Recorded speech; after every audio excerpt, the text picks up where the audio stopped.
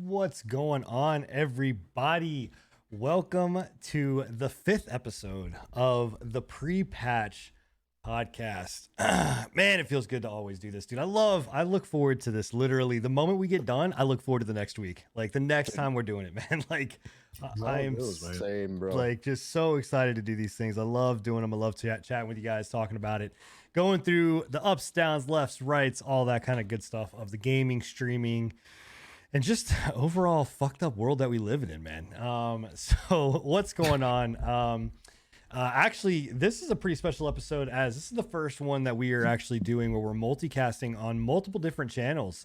We are going live on my channel, obviously, twitch.tv/S1N3N, and we've got Mr. Scruffy holding it down over at his channel as well. So you're able to participate in multiple different channels, chat in multiple different places.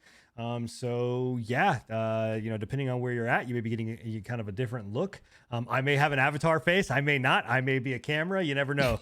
Enigma may show his face one day. We never know what's gonna happen, man. The shows are kind of one crazy. of these days, maybe, man. It's one of these days. It's a goal. Okay, whenever we reach enough money to replace my back, I will show my face. It'll be an honor. When we get to cybernetics, is when it'll happen. Right. Well, the crazy thing about it is that we're able, like I said, we're able to host kind of on multiple different places, and it's something that we're super excited to be able to do. That way, again, depending on the community that you are part of, you're able to know exactly where the show's at and when it's going to go live. So we're happy and super excited to kind of do that. Also, guys, too, before we kind of kick off and anything, please, guys, send out the good vibes and the thoughts and everything to Billy the Squid. We are down a person right now on our podcast, having to kind of handle some personal life stuff. So just sending all the good vibes out their way. And his way. So he All will positive energy. Oh man, yep, he was pretty upset about having to miss the show, but we didn't want him to have to worry about being here as well as trying to deal with that. So Bill, take your time, do what you got to do, man. We've got plenty of podcasts to go around. So he will be back the next one. And he's with us in spirit, as always with the podcasts. So in any case, guys, but we're gonna kick it off here. Obviously, like I said, I introduced myself. My name is Sinan. You can catch me right here on my channel, twitch.tv/S1N3N. I am one of your hosts here on the Pre-Patch show, and then obviously to my right, depending on where you're sitting, or left, depending on how you're looking at it, is this beautiful man-child named Agent Scruffy. What's going on, Scruffy? What's going on, guys? Hope everyone's doing well. Yeah, man. You can catch him where? You can catch me at Agent Scruffy, everywhere on there. Twitters, Twitches, pretty much anywhere. Chatterbait, Pornhub. Yep. Spank Keep Bank. it on the down low, though. Spank Keep it on the down Bank. low. All those good places. But if you want to check us out, donate, And then obviously the only member of the show to have a true OnlyFans account is Mr. Enigmatical Gaming. It's true. As we know him as Enigma, but the man who has no face. And if you saw him walking in the crowd, you'd never know it was him because we don't know what he looks like. Yeah, it's the mystery, It is, right? You got to keep it. You got to keep it going. It's like you need to be an international man of mystery, and that's me. I'm actually a spy. Yeah, and that's why I can't show my face. Yeah, yep. It's because it would ruin threat level ruin midnight Oscar. Yep. Right. Threat level midnight. Well, Michael Scarn down below. To be 100% honest, actually kicking into the show, I really do wish, looking back on it, I kind of almost wish I would have never started with a webcam, not because of like the hassle and bullshit that goes along with webcams and trying to get good angles and all that kind of stuff, but just honestly, like I think there is definitely a allure to not showing your face and people not knowing what you look like. In some cases, the worst part about having like no video on Twitch, at least, it might not be the same on other streaming platforms, but at least on Twitch, is that it is definitely just like the allure of not having a cam can draw in some people. it's a lot more of an allure when you actually do have a cam and people can come in, because it seems like people come in for the actual interaction with the camera. Yeah, it which kind of goes both ways. I feel like it's changed over the years too. it 'Cause, has. before, It like definitely has. with JTV and going out of JTV, it used to be the whole webcam kind of thing because not everybody had webcam, so it was kind of the norm. But now there is definitely a niche for people having webcams on Twitch, I'd say.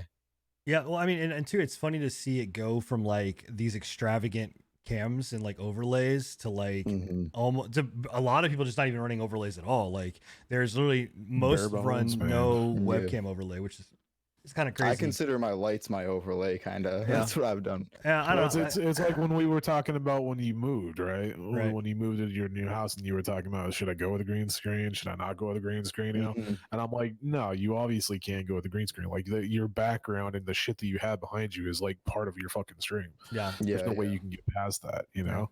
It's the same thing with Scruffy. Is like if Scruffy suddenly came on with a green screen, I'd be like, get that shit the fuck out of here. Yeah. I What know. are you doing? I need to see all the randomness that's all over your fucking walls. I know. So, I know. My I Spy puzzle. So Your fuck night. yeah, fuck shite. yeah, Fuck It's almost, shite puzzle. almost completely covered up now. yeah. Well, in any case, yeah. So not a whole lot has kind of happened necessarily in the gaming kind of space this week, but I think there's definitely some. I'm looking forward to some of the stuff that we're going to talk about. Obviously, just to give everybody kind of a heads up, we've got Valorant that's on the table. To talk Mhm. about. I know a bunch of people are super into that. I've got my opinion. Shocker. That I've got an opinion. And then we've also got Last Epoch, something I've been playing quite a bit. I want to talk about. And then we've also got Wilson, and there's been some stuff with League. And then I know that Enigma wanted to talk about Baldur's Gate. So there's a whole slew of stuff We to got talk a lot about. of yeah. shit to Yeah, talk a lot about. of stuff. So it's gonna be a very, gonna be very good podcast. And in any case, like I said, you can always be in our chats live, chatting it up and talking about what's going on. And here's an example of that. So Lou Play Games in my chat asked, where did I get the lights from for my shelves? They are actually from Amazon. I think they're called Govies, but they're just two 16-foot strand lights that you can string together to do it. And there's an app, and it's really cool. But in any case, yeah, let's I think let's start with Baldur's Gate, because this is something that I've been excited for. I didn't actually get to watch the trailer, the reveal trailer and gameplay trailer, because this was actually a gameplay show, right, Enigma? Yeah, it was a gameplay trailer. It was featuring one of the leads of the development team, just taking us through like the intro kind of sequence. What you're going to be kind of going through. The storyline looks very interesting from what I've seen thus far. I wish you would have watched the damn video. Yeah, Like, I know. I meant I to. wish I would have too. I needed to. I posted it like 5 fucking days I ago. know, What's wrong with you you? posted it Yeah. everywhere, and I've seen it everywhere. I just didn't have a chance to actually sit down and go look at it. Well, so Kinda flopped. this though is a little bit of a departure from their norm, because it's still made by Larian Studios, Larian Studios, yeah. and those are the people that made Divinity, which we all Yep. love, and we still have an open campaign that we've yet to go through. We and needs really to- got to get back to that. Yeah. need to- I'm almost just to the point where I'm just like, we're not gonna play it. Let's just play fucking Baldur's Gate when it Well, comes. Right. so Yeah, because that's gonna be a co-op. Yeah. yeah. It's a 4-player co-op. That's Just awesome. just like Divinity. Well, so that's the I thing, mean, but it's a departure though, because it's not the same. Because Baldur's Gate's always been almost very a la Diablo style, where it's not been turn based, right? Like it's action based, and now this is actually going into a turn This is based. turn-based. Yeah. Yeah, it's completely turn-based. I think they have something that's called like a sequential turn-based, which I'm correct me. I don't know. Correct me if I'm wrong. If anybody knows, but I'm pretty sure they have 2 different types of turn-based situations where it's like, almost like Divinity, where it's like every person has like their own actions that Initiative they or can whatever. take and initiatives. Yeah. Yeah. And then it's also got like the standard, one person takes their turn and then it pops over to this person, they take their turn and everything like that. So the cool thing about it is that what I was kind of interested in, they didn't show off too much. It has a third person view mode, so it's kind of like a Like over the shoulder. like an over the shoulder play type or camera angle kind of thing, which sounds kind of interesting. So I don't know. We're definitely gonna have to. They didn't show too much of it on the actual gameplay. There was a lot of bugs. They are definitely still in early development. But it looks very, very promising. Like the initiative rolls, all your combat rolls, everything like that is done through a D20 simulation, and every time you do like Sweet. big hits and everything like that, it pops up with like a little dice that's like a 20. I like that. That's And cool. when you do like a crit, it's an actual 20, and it's like critical hit. No, Dude, it's so just satisfying. get ready for the dude. epic fails, bro. Yeah, pretty much. Yeah. So That's gonna be fun. do you think though? So one of the things that I was actually the most excited about with Baldur's Gate was actually going back to that action style kind of gameplay. Do you think that this is just going to be like, well, I played Divinity and this is just now? I mean, I understand it's in the Baldur's Gate universe, but technically, depending on how you look at things, like Divinity is technically in the Baldur's Gate kind of Pathfinder world. Like, I don't know, it's fucking D&D, man. Like, they're all fucking intertwined and connected like the goddamn MCU. But is it, I mean, do you think that's a bad move for them to go down this route of changing the game to a completely different play style? I mean, if you're an old school Baldur's Gate player, which I played the first two, I remember them. I don't remember the first one all that much because it was a long fucking time ago.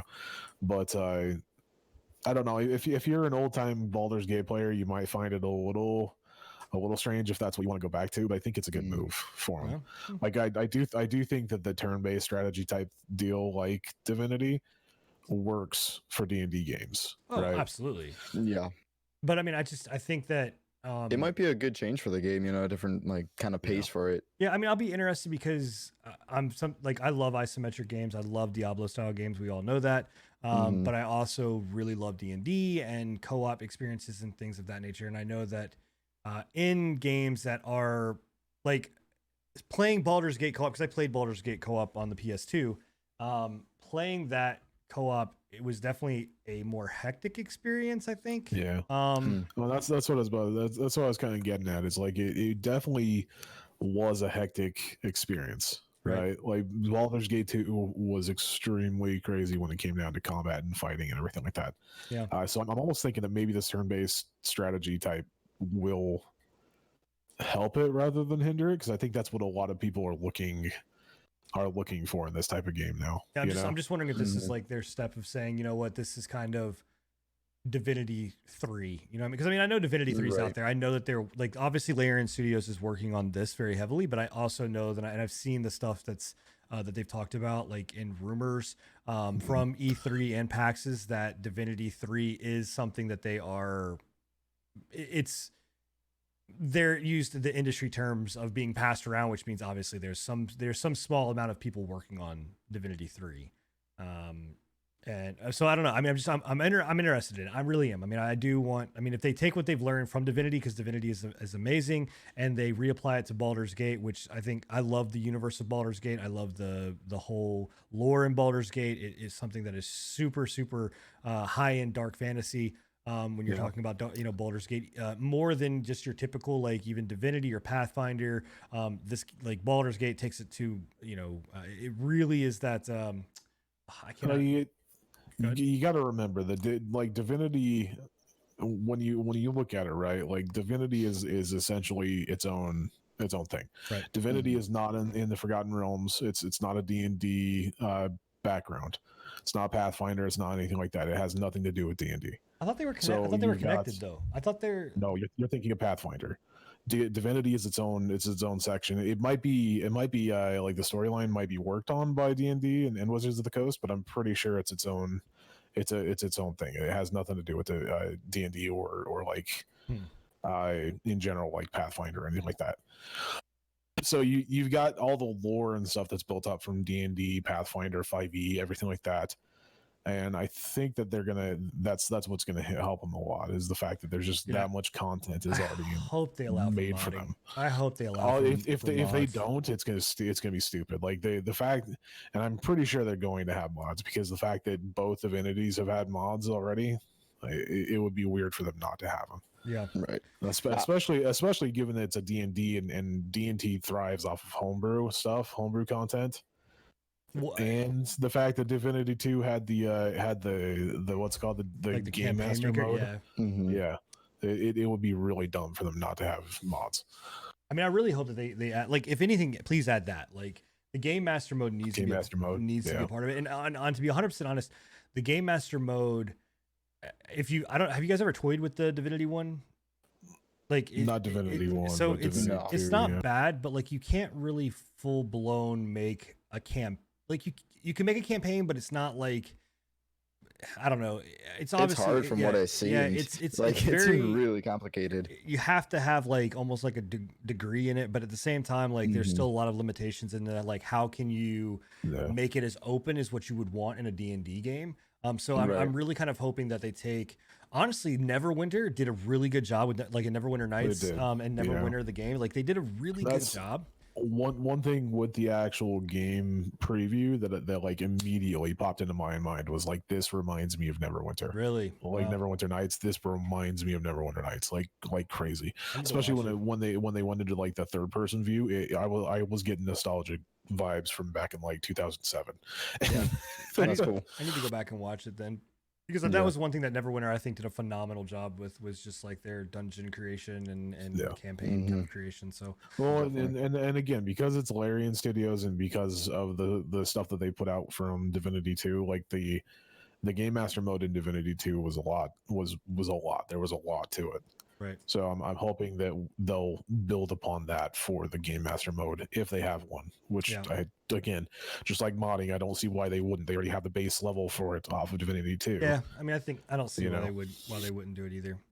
Did they give any kind of launch date or anything like that? When we can expect It's it? early access soon, Really? very soon. Oh, Yeah. wow. Well, they'll get my money right off the get Yeah. for that one. That's what So, I was surprised that they were bringing it out in early access, honestly, because that's not Larian Studios. They don't usually pop things in early well, access. even But in, I think they're. especially in a game like that. Yeah. That's not Is there a something- confirmed price point on it yet? I haven't seen a confirmed price point on it now, but If- I if would I know imagine Larian, it's I'd- probably a AAA studio. Yeah, I was gonna say, All it's- right, so it's probably gonna be 60 or It's really expensive as 40. fuck. at least. and all the At least, DLCs are going to be right. massively expensive Yeah. too. Well, Yeah. not just Larian Studio, but the fact that it's D&D Yeah. and Mhm. there's so much content out there. This is literally going to be like the D&D books. There's like hundreds of them, and Yeah. they're all Oh, like God, 60 yeah. to 80 bucks. Absolutely. Yeah. So, but dude, And I they're mean, just coming here's out too. here's the thing too about that game. If they really were to think about it and do it this way, I think they could make a shit ton of money. And they're never going to do it because Larian's just not like that. But to go down like almost like a not a free to play model, but a model where you could buy cosmetics for your dice. Because think about it. Dude, think about like everything that like D&D is. Like people go fucking ape shit for their dice being Oh, a yeah. certain kind and like Yeah. all that. Like, oh my God, dude, if you were able to like sell miniatures. skins and oh yeah, dude. Like, When I was looking at getting into D&D back about a year ago, I was looking at maybe purchasing some miniatures, like some custom made miniatures, and like they have this one place, I think it's called Hero Forge or something like that, that does like 3D printed like custom, like you can build your own miniatures. That's cool. It's like 80 fucking bucks for a miniature. Those are like heavily detailed. Those little things. They're Well, crazy. this is a 3D printer, so Mhm. it's not even a detailed miniature. It's actually a pretty shitty fucking miniature for like 80 to 90 bucks. nah, dude, Oh, people wow. people go fucking Yeah. crazy over that shit, man. Yeah. Like, it's insane. So, what's interesting? I mean, I definitely am like I said, Baldur's Gate is something I played since I was a kid. Played 1, played 2.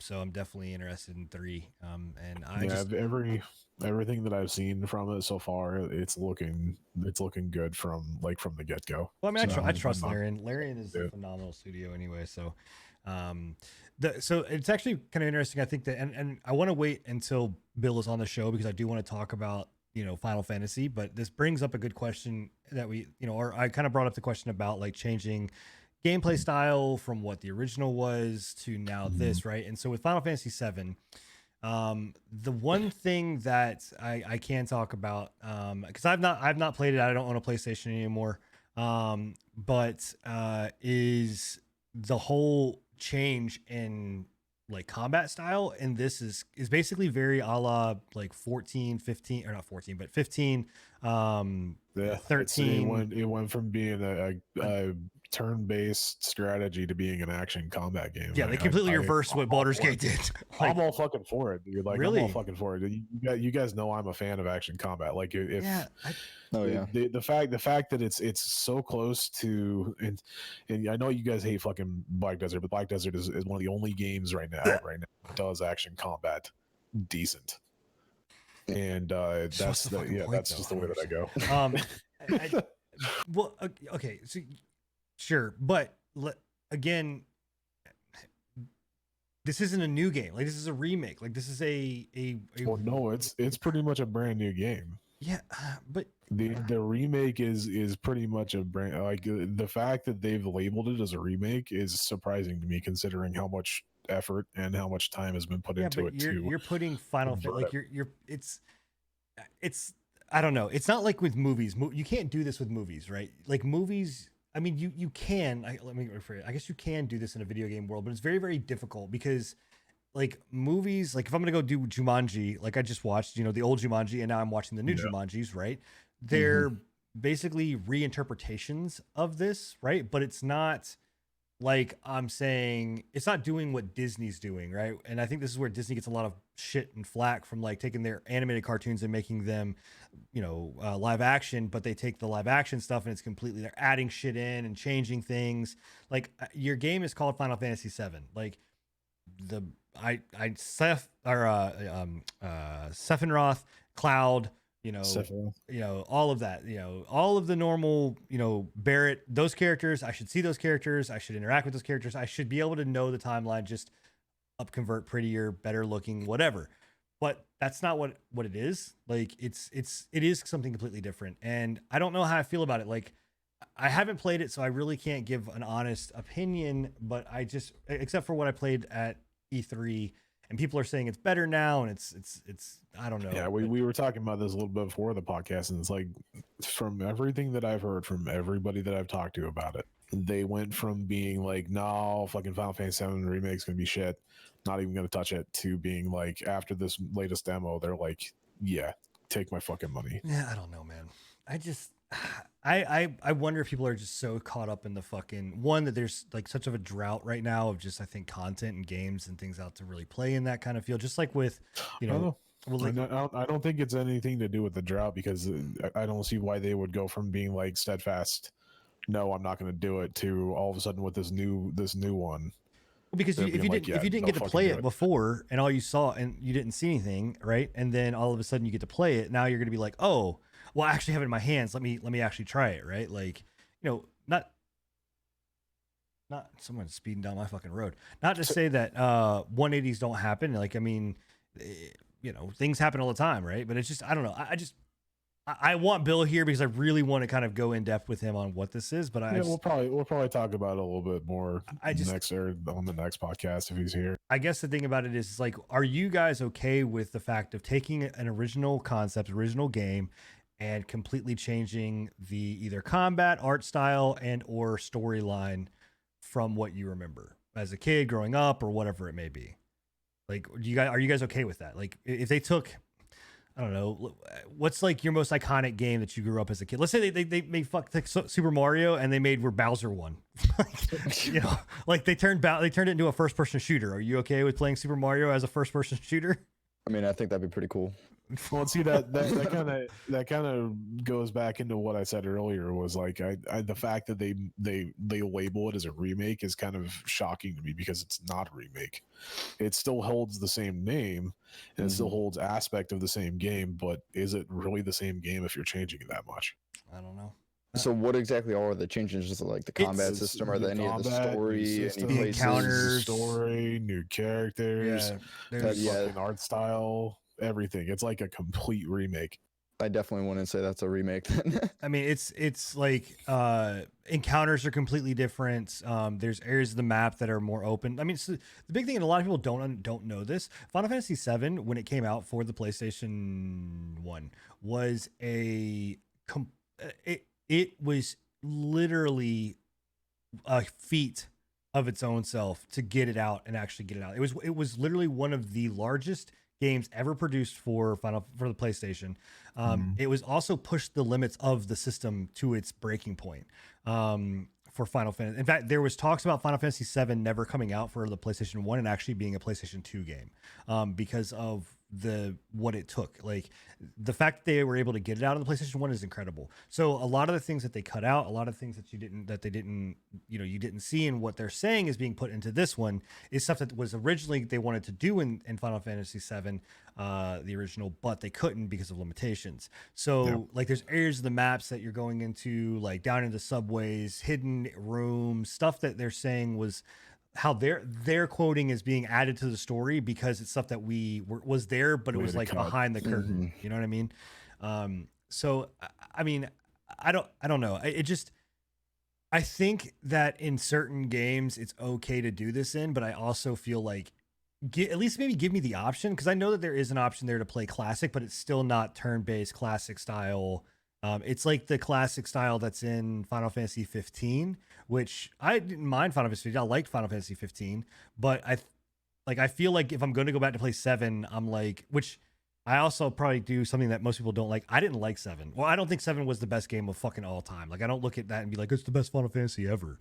But I feel like, give me the option to play classic style, like, and make it a turn based so I can play it how I remembered it.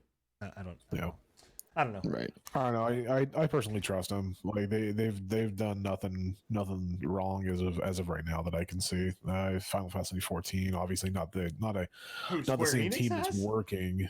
Yeah, well, Square Enix did extremely good on it. Like, they popped over and were like, we accept that we fucked up on this.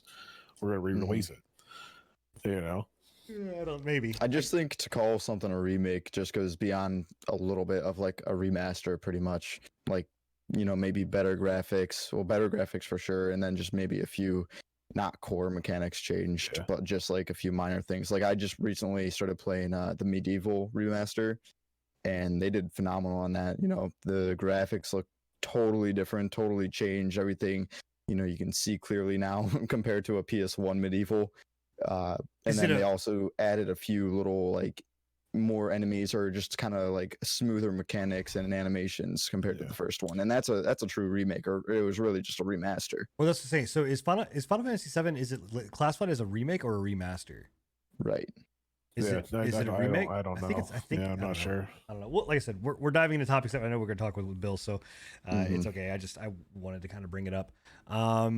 So it says it's a remake. It's a remake. Well, if it's not a remaster, then a remake, they can change whatever the fuck they want. I mean, that's right. That's really kind of what they get to do. So, all right. Well, who else, man? So we talked about Baldur's Gate, Scruff, man. What about Valorant, bro? Huh? Yeah, dude, that game's looking pretty spicy to me. I know how do you mean looking spicy? You've seen nothing.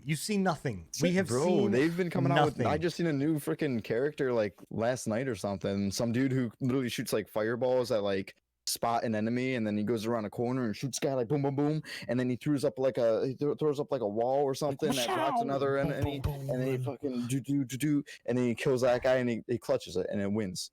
And it was Valorant. Hey, this is the next evolution of the Pre-Patch podcast with sound effects, scruffy sound effects. Dude, I'll do all of your sound effects. Yeah. Like, I'll do your alerts if you want me to. Yeah, I do all my own alerts. Yeah, that's great. Let's keep the dudes to themselves. And new subscriber. Anyway, I had to hear that 24 times. You're welcome. So I'm a pessimist when it comes to games, dude. I don't trust them. We've been burned too many times, especially with today's economy. Like today's economy, I'm not a fucking. What do you like your fucking grandpa, bro? Like, no. I mean, practically. Okay. I'll still kick your ass. Don't worry. Okay, they're old timer. Anyway, get off my lawn. So here's the thing, right? We haven't seen shit, right? We've not seen enough of anything. I don't give a fuck how many players we've seen, the stupid green puff of smoke, but this shows the problem that we have, where it's just like we're so eager for anything that we see a trailer and we're just like, fuck yeah, like it's gonna be fucking great. And it's like, you saw a chick jump a gap and do a green smoke, and that's it. That's all we saw.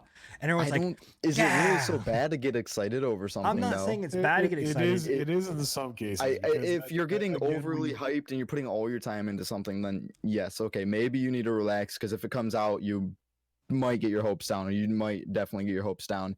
My thing, let's put it this way, right? Like the simple fact that Fallout 76 is a thing right now, that is a case in point of overhype, underperform. Oh god, right? They overhyped the shit out of Fallout 76. Oh yeah, and when it released, it underperformed. Did you see their tweet today? Just a side note, they tweeted saying, "To make your guys' days better, we now have Fallout 76 on the Steam market." Oh my god! And people are like, "That doesn't make anything better." No, in fact, that's probably well. Actually, the only thing it's going to make better is that they're going to allow for modders to fix their shit. So maybe they're just hoping now modders are going to fix their game. So here's my thing, right? I don't have a problem with being excited. I'm all for it, man. Like I'm like, cool. Like, get your interest up. You want to get hyped about it. But my thing is that it's not like Baldur's Gate, right? It's not like a game that we've seen before, we've played before, we know what it is, right? This is a game that brand new. And this is from a developer that, like 100%. One is like, I get Riot Games. I play League of Legends. We all have at some point in time touched League of Legends. It has infected every single person's genitalia across the world. It just has. Like we all have the League clap. You can't get rid of it. So the thing, the thing about it is that, Riot is known for terrible balance issues. They're known for money, known for cash grabs. I mean, they do their skins, their stuff like that, right? But they're known for cash grabs. They're known for that kind of, concept or whatever.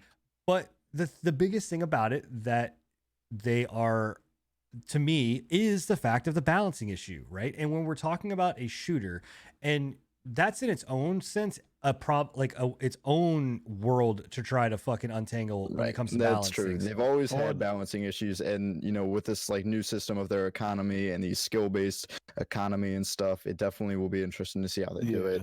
And not just a shooter too, not just if it was just a shooter, if it was legitimately like a CS:GO shooter, it wouldn't be that big of a deal, right? Because you would literally just balance the damage on the weapons. That's it. The fact of the matter is that it's a shooter that mixes both hero style shooters like Overwatch and CS:GO together. So not only are they having to balance the weapons, but they're also having to balance the hero abilities, and the problem there is the money too, of getting money from kills and how much money you get from a certain gun compared to another gun. That there's a lot of balancing acts in this one. Like one of the biggest problems that Overwatch has right now, aside from being Activision, is that it's Activision. It's Activision. No, it's Activision. Yeah, Activision is the problem. I can't get off the fact that Activision is the fucking problem. It's Activision's problem. Sorry. Anyway, I don't know where the fuck we're going with this. I'm just saying that. I'm just saying. I hate Activision. Activision. I hate Activision blows. too, but I don't know where the fuck that came up from. The problem is that Overwatch has got horrible balancing issues. It's just terrible, and the game legitimately, it used to be one tank, a healer, and whatever else. But you try to get you're getting into class systems that in its own right, even fucking World of Warcraft and MMOs that have been out for 15 years plus are still trying to get right. You're now trying to integrate this into a shooter, and I don't know if this is something that they saw Overwatch and they're like, oh, the success of it is great and they're doing really, really well. But the reality is that that it just, Overwatch really isn't doing that well, and Overwatch isn't in a good spot, and it's not in competitively, it's not in a good spot. And just I think the biggest thing with that is the simple fact that they've seen the success of Overwatch, and because League is so successful with when it comes to esports and stuff, they're like, we can do that better. Yeah, and we can, also and we can get the money off of that. Because honestly, there's a lot of similarities to CS:GO, and I feel like CS:GO isn't in the best spot it's ever been. It's still pretty prominent, but it's definitely for the past few years it's declining. So so they're probably looking at that being like, we could probably off this shit. capitalize, reinvent that kind of scene of players. And So everything. my thing about it, and to reference chat, right? So a nice dog 97 is saying basically he Mhm. comes in and now I'm shitting all over Overwatch. I'm not shitting on Overwatch, right? I'm shitting on what they did to Overwatch, right? The Yeah. Overwatch's concept was in theory a very good concept, a class-based system where you have different characters with different roles and mechanics that kind of play together or whatever else, and your objective is to push through a map or do whatever. The problem Mhm. that comes into play then is that you now start adding all of these characters into the mix that have these different abilities, and when it gets to the wild and out into our hands, we're going to do what we do best, which is try to find ways to exploit something and find the absolute shit. meta, right? And Mhm. so to me, I don't know if you guys remember the game Battleborn, but Yeah. like that to me, like they still had their player abilities, but one of the things in that I really thought was cool, and I kind of wish that Riot would have gone down with this, is saying let's take our MOBA and make it fucking first person. Let's take these tri-lanes, right? Let's take the jungle, let's take this and just take the MOBA on its complete head and put that shit in first person view and now turn it into a first person shooter style game. Like, Yeah. to me, Or that's even a third person. Like, what was that one that came out a while ago? They got shut the fuck down. I about forgot. Paragon? I forgot what Oh. the name of it is. Paradigm. Or, yeah, Paragon? I think it was Paragon. Paragon. Yeah. Mhm. Like Right. that, I enjoyed Paragon quite Yeah. a bit. The few times that we played it, and then they shut it down, and it's just like, oh, well, I mean, there went that idea. But like no, I completely agree with you. I think that you can do this first person shooter class based thing, but putting it into a first person shooter class based where it's on a map to just do objectives, like pretty much what Overwatch is doing and what Overwatch is, I don't think it works. I don't think you can. And I think that it's almost impossible to make it to where your gunplay mechanic is as solid as and let me say this too. People say solid as CSGO. In my opinion, CSGO has got some of the shittiest fucking gun It's mechanics. pretty janky. Like, Yeah, I would say the same. CS:GO is not that clean. Yeah. like tell me that you're gonna do, like, I know people fucking don't like or whatever, like crap on Call of Duty, but I think Call of Duty has some of the best like action gunplay mechanics that's out there, like as far as just the way that it feels. I don't really know of any other game that's got like very, very smooth action, like fast-paced gunplay.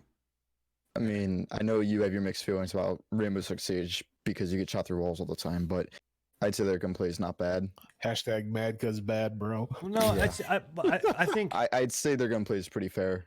I mean, I think that with that, I think that's the exact same situation that we're talking about. Like, Right, because you're if you're just taking looking at their gunplay, but they also have like, the character bases, people, right? the characters who have these special abilities that can do stuff. Yeah. Right. And we talked I about this understand. last time. Like, you're adding these characters in that are breaking these maps because the Mhm. game's not built for that. Like, and so how do you do that here? And that's why it just blows my mind that they're just kind of, the idea is, you know what, we're going to make an arena shooter where it is, or I don't even know if it's considered an arena shooter, a competitive shooter, I guess, with a, class-based system.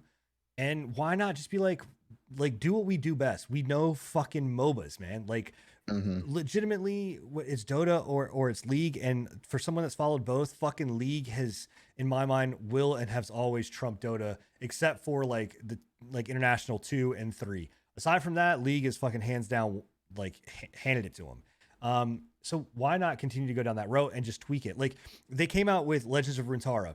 Anybody in this audience or anybody that's listening that's played Legends of Runeterra, and I hurt your feelings by saying this, I'm sorry, but the game sucks. It's not good. And you know what it is? It's balancing. The balancing issue is still there. It's apparent in every single one of their games. TFT, same fucking thing. There's horrible balancing issues, right? Like, Yeah.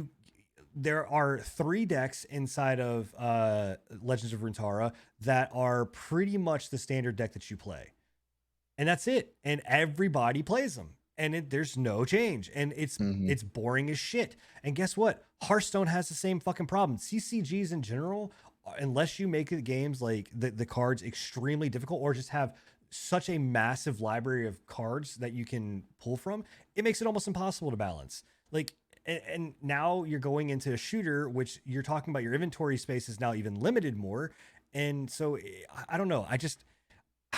It's hard for me to get excited about it. That's why I'm just like, nah.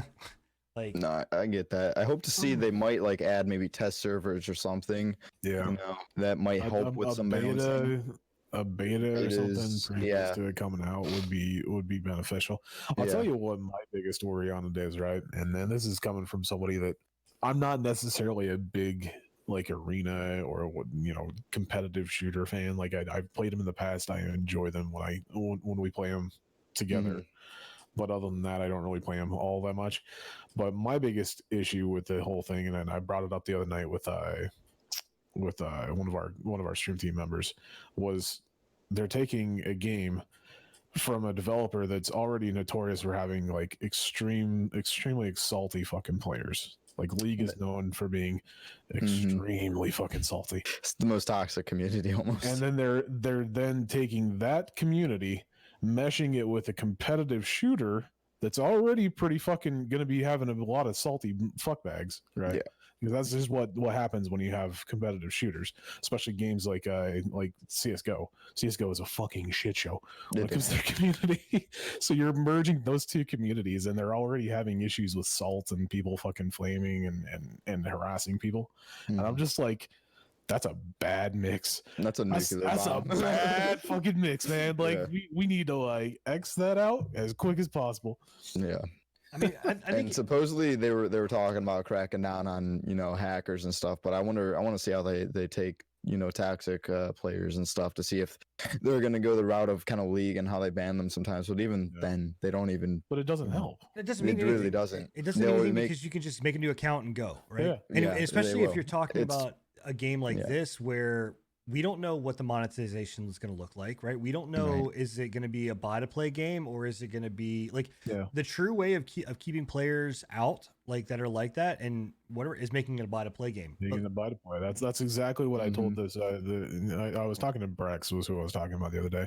But we were going through that entire thing too, and I was like, the reason why it's so toxic is because they can't do anything about it. Just like you just said, they ban them. Okay, so fucking what? They then go and re-sign up for another account. Right. I mean, They're yes, back in you're less than an losing. hour. You're losing. Unless you You're get losing permaban, progress, unless you get not progress, but you're losing your character base. I mean, you spend money on your characters, but to get a permanent ban in League is very difficult. Very, very difficult. So in Valorant, it just, like you said, you start dealing with toxic ass shit. And I think that too, like if you look at these shooters that have done this, Call of Duty tried to go down the route of doing the class-based stuff, right? It didn't work. Like they went right back to Modern Warfare, right? Because it didn't. Like they're, having abilities and things like that, like it just doesn't fit in a arena style shooter. Now I know that people are like, oh, well, you're gonna have these. It's grenade based and it's not like full ability based and like whatever else. But to me, like you're just stacking more and more shit on the stuff where I'm just like, why not do a competitive, competent shooter that is, we don't have to have all of this new shit, right? Just make a game that is fun to play and super hella accurate with great tick rate and has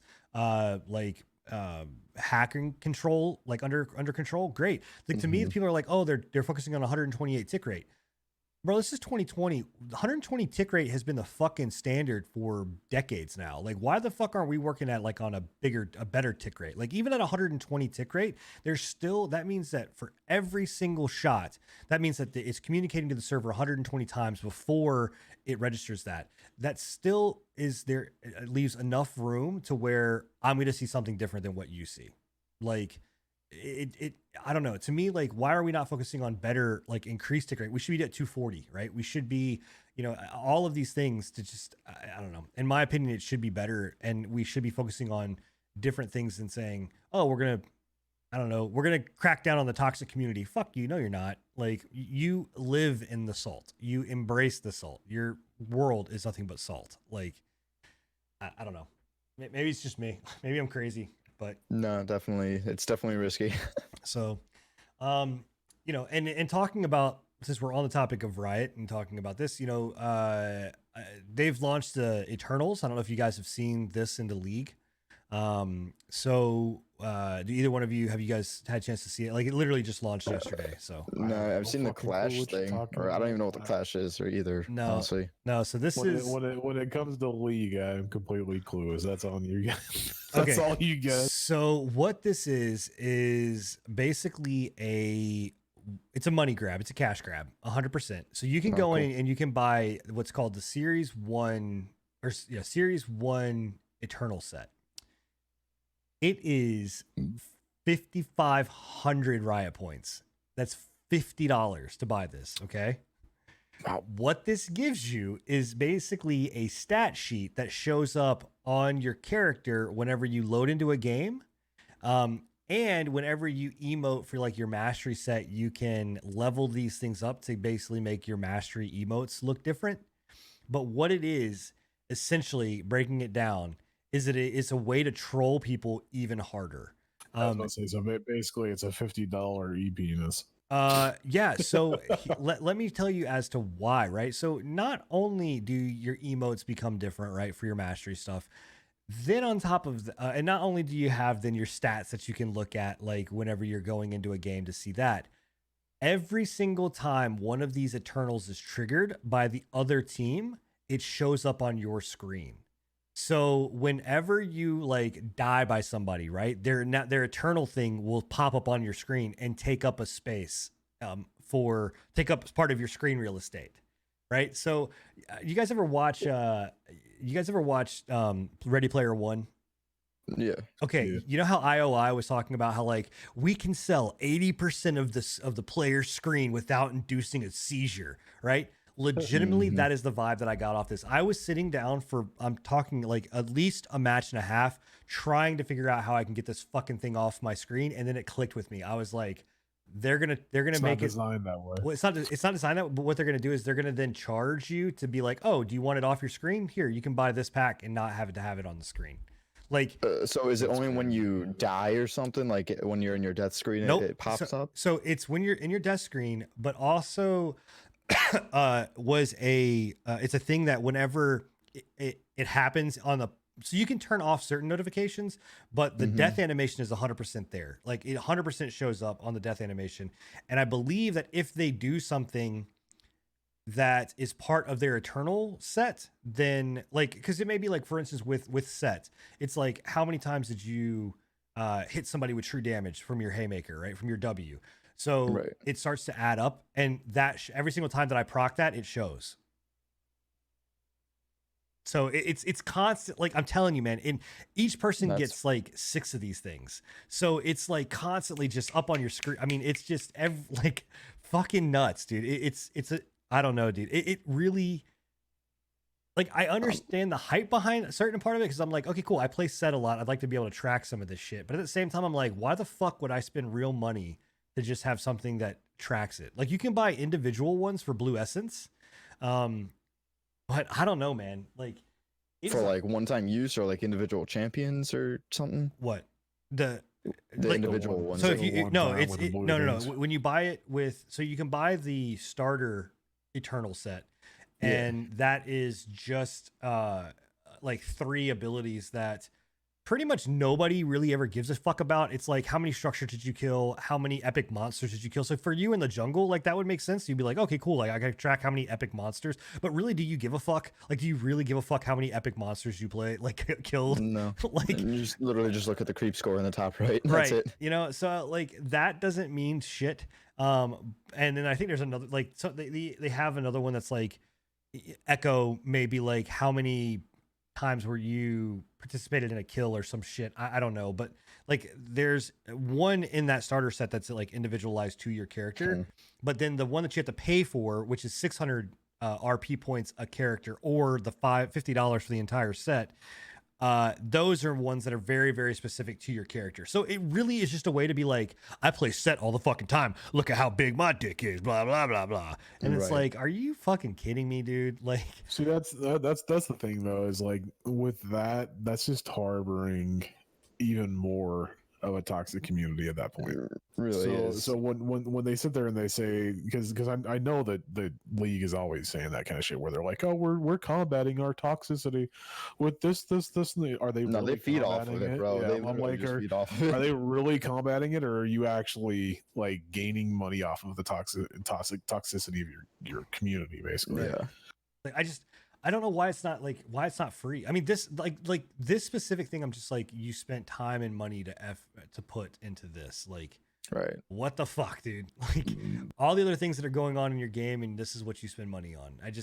I don't know. It really does just kind of blow me away. And like I said, that's where people are like, oh, Riot's making a single player game. It's probably gonna suck dick. They don't know anything about making single player games. Like, they don't know anything about storylines. Like, it just doesn't. They're making the shooter. They don't know shit about shooters. When was the last time they ever did anything with shooters? Like, I don't know.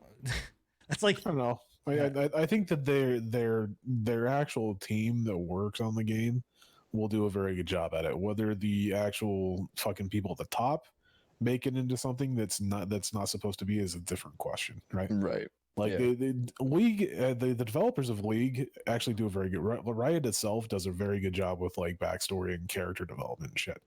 From what I've seen, like all the lore and stuff that they have on each individual character would fit right in with a hero type shooter, right? Mhm. Because you're not really going in for deep dive lore. It's just like little snippets of lore for each character that they can then update as they go, right?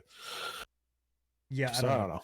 I don't know. Look, like I said, I need to see actual fucking gameplay and not Yeah, still I'm the images. same with you. Is of that like Valorant. I'm looking at it and I'm like, okay, it looks cool, it sounds great on paper, but can they actually pull it off? Is my biggest thing. Yeah. Yeah. And again, man, like, I look at Riot and people love them to death. People say it's fucking great. But I'm telling you right now, I look at it and I go, okay, cool. Let's talk about TFT. They brought it out Yeah. here, talked all this shit, abandoned the fuck out of it. Mhm. Let's talk about Nobody Legends. ever talks about it Let's anymore. talk about Legends of Runeterra. They talked about it. They did all this shit for it. They hyped all this stuff up for it. They brought it out for early access or whatever the fuck it is right now. Nope, they're not doing shit with it. Nothing. Yeah. Not It's definitely damn it's thing. definitely going to be fucking toxic, because not only that, like, I went into their Valorant Discord that they had set Ooh, up. That's a terrible idea. I know, and I just wanted to see, and I'm just in here right now. I don't want to cover my screen, but literally, the general chat is so toxic, and you have 2 moderators in there who are just trying Yeah. to fight like at least hundreds Thousands to and 1,000 thousands people, of fucking just toxic copy people. pasting everything, just spamming, just doing everything. These 2 mods are like, don't spam. Can you not do that? Oh, you're banned. But see Oh. that's a statement on their current stance. They're just Right. like they literally have 2 moderators and that's it. That's They're it. just like, hey, you not do like that? thousands of people, can you not do that? Thanks. Please, Yeah. thank you. Okay. Okay. Okay, I just told you to not do that. Here's like a 5-minute ban. Okay. Yeah. Word from that. Here's a permanent ban. Oh, you made a new account? Okay, whatever. I'm gonna get my beauty sleep. I don't know. Like I said, it's a difficult. I need to see something. I need to see stuff. I need to honestly see past the launch of this thing. Like, I want to Yeah. see if they're gonna fucking support it, because also too, to me, it's League is their bread and butter.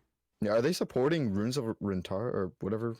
Legends of Or Runeterra. Runes- Yeah, that game. I don't know. I'm not seeing shit about it. I've not seen. I haven't seen anything about else about it It's since like the it's like release. TFT. Like TFT was big for like a week and then it just vanished. Yeah. And they even try to do a competitive scene in it, like, which is the most random thing, because that game is fucking random as fuck. Like, it's Yeah. it's so RNG based. Yeah. But I don't know. Like, that's the thing. Is like, is this going to be one of the situations they're going to be like, wait a minute, hold on, we're taking resources away from? Not that Riot has fucking resource, like they don't have resources to spare, but is it going to be the situation where they're like, wait a minute, we're taking resources away from League? Like, this is our fucking bread. This is where we make our money. This is our honey hole. Yeah. Why are we fucking around with this other shit? You know what I mean? Like, I just see it as being Paragon all over again. Like, I really do. I think it'll just end up going down the fucking canceled scenario, because it's They're just, really just trying to probably become this new Blizzard figure I don't know. to put out all of these games, because like I'm pretty sure I even heard rumors of them eventually making an MMO. No, I don't know if you guys heard about that. They smashed They that? smashed a that. Yeah. while ago. Well, That- still, they got all these new games are coming out. They're trying to like Like become pretty Riot much would like- actually be the one game company that I would trust to do an MMO because of the amount of lore that they've got. Yeah. But at the same time, man, like I think that Riot, and this is where it comes into two things. As a gamer, we're just like don't fuck with League. League is we play League all fucking day every day, right? And Mhm. then the company itself is going, eventually League is going to run out. See, I think that they honestly look at it and go, how the fuck is this still around? Like, how is this still surviving? Guys, they've not changed a single map. The map's been the same map that it's been right. forever. Like it's Well, see, that's again, we I think we talked about this in either last podcast or the podcast before that. Like, in some cases, like not having any changes on your map isn't necessarily a bad thing. It's just not innovating further, right? People's wow, I can't talk today. Comfortability with like not changing something majorly is what keeps them around. Yeah. You know. And it's a solid map. I will give them that. Like it doesn't have any flaws really. I'd say it's like why would you continuously spend money and time on trying to make new maps and then having to support those new maps when you can just spend as much time as possible on one map, updated occasionally for like events. Yeah, like you're gonna get a far better map off that, right? If all of your focus is just on one map. So that's like personally, that's one thing that I can say that I like about Riot is that like there isn't a lot of change. Right. Well, and they went through all of these different things. Like, go ahead. I'm definitely thinking though with this with Valorant is there is going to be a lot of change though with maps they come out with because that's what CS:GO does. So they're definitely going to do something like that. They're going to rework maps. They're going to be coming out with maps, just like that. The essential like shooter group is not going to accept just one map. Like there's no way they can get away with that. Yeah, the shooter group is so used to games like like Overwatch or like CS:GO that have a few maps at least. Like so what is it, like 6 maps for Overwatch? In the competitive scene, I think something like that. There. And then you got CS:GO that has like the hundreds probably. Yeah. Yeah, it's again, this is, I would say if this comes out and it fails and it's not what it's supposed to be, which I have a feeling that it is. To me, at that point, I look to Riot and say, I don't give a fuck what else you bring out. I'm not gonna trust anything. Stick to your fucking lane, right? I mean, it and I get it, man. I understand. Like from a business perspective, you're just like you're so concerned about this cannot last forever. But to me, that was the question that you had 5 years ago, 10 years ago, not 15 years in. Like you're 15 years strong and you're still the number one watched game on fucking Twitch. You're still the number one watched esports out of everything. Like you still have millions of people signing in daily to play your game. I think you're fine. Like to me, I don't know. I mean, look, maybe I'm wrong. Maybe it's going to be the best fucking thing that we've ever played, but I don't know. Until then, it's got to prove it. Yeah, I don't know. So yeah.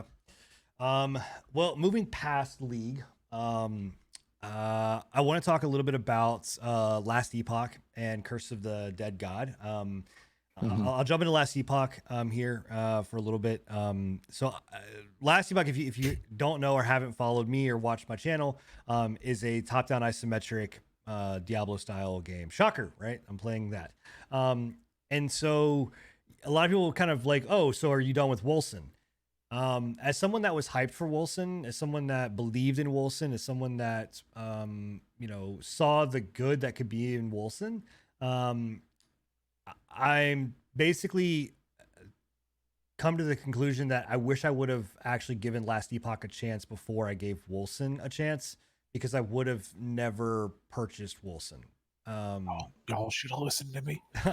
Okay, well, so here's the thing, right? I think Wolcen in 6 months will. Oh yeah, no, in like 6 months of the year, Wolcen will be fine. Right, like it'll be good for what it is. But then, where's the player base going to be in 6 months? It's going to be diminished. It'll be where Last Epoch is right now with fucking. I mean, what's crazy about it is that Last Epoch feels like a more complete game. and it's and not it's as far not in anywhere as as far as long as yeah. what Wilson It looks a technically is. lot less clunky and a lot more polished. I mean, it's let's be real, it still looks clunky It's and ugly. unpolished. It's ugly as shit. Oh, it's ugly, yeah. Like, Wilson had the but- graphics down and everything. I'll give him that. that's what Wilson built its entire thing off of. Yeah. Was we run off of an engine, the Crytek engine or whatever fucking engine it is. I can't remember. Yeah. And it's a pretty game. And that's what drew everybody to it. Was it's so pretty. Well, Oh, and- it's and- so We've never pretty. had an isometric ARPG this pretty before. And Yeah. Wilson does things right. Like Wilson does some stuff very right. Like they're, you know, I'm right now. I'm giving you the raised eyebrow. Right okay, now, like just okay. I think that their gym system, their whole like system being able to find skills, you know, level up those skills and then adjust those skills accordingly, I think is a good play. I like the in-game mechanic that they thought about where it's like the city building or whatever else, where the stuff started to fall apart and where Wilson has become come under fire in all of this is that they promised at launch a lot and they got in a situation where they had to fix these bugs to get it right. And because of that, the things that we were supposed to get at launch were not there. People can, I was one of the first ones to be like, look, I'm cool with it. Like, get your shit right and then come back and give me content. But then once I started digging a little bit deeper into the actual content that was there and started doing my theory crafting, what I found was that there were skills that didn't sync together and stuff that you actually leveled up that didn't work. So, you know, for instance, in Gates of Fate, you know, and when you're going through your tree and you're putting stuff in there where you're like, oh, I'm going to get 25, you know, extra strength. Well, if you do the calculation, 25 strength should equal out to, I believe it's like a 5 to 8% bonus buff to whatever damage category it's going into, right? But then when you add all of this stuff up and then you look at your damage output without those on and with those on, there is maybe a 15% difference. So keep in mind, if I'm unlocking 7 nodes to 10 nodes, that should be anywhere between a 50 to 80% increase in my bonus damage, and I'm getting a 12% increase in my bonus damage, right? Well, straight from the start when it released, people were telling them even before it released that they had the Fate, Tree of Fate stuff or whatever the fuck it's called. That wasn't working. That actually didn't do anything. Like the passive abilities, some of the passive abilities, a lot of the passive abilities, actually, not just some, but a good number of them didn't fucking do anything. Right. They were just passive abilities that you would invest points into and get nothing in return. Right. And that came out to be something that was very common as you even progress through the game, was that you unlocked your angelic mode. Well, that nobody really gave a fuck. Nobody ever used it. It was never really there was never a point to use it. I didn't need it. So why is it there? Right. And then when they're like, oh, we fixed it. Well, then when you used it, it actually made your character 100% less viable than whenever effective than whenever they were in your normal form. So it's like, well, wait a minute. So why would I do that? Then other things is like you would put together skills that you would try to synergize, and they would do it sometimes, but then other times they just wouldn't. Like it would just not work. And the worst part about it, in any kind of isometric game like this, is that you should never come out with a build that is absolutely the one build that you should run to do everything. And Bleeding Edge was 100% that. Like Bleeding Edge was the build that you ran and everybody ran it and everybody did it. And because it was just like, well, this is like, you could play different styles or whatever else, but if you are that person that wants to like theory craft or whatever, it ruins it, because it's just like, well, fuck it, I'm just gonna play Bleeding Edge, because why would I play anything else like that's not really a viable build? Right. You know, so. And then their in-game stuff, you invest all of these points and all of this time and effort and money into this thing, like to go fight this boss.